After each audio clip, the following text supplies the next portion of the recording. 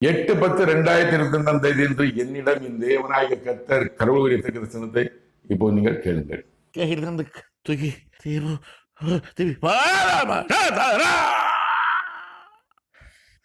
ரஷ்ய தேசம் உன் பாதம் படும்.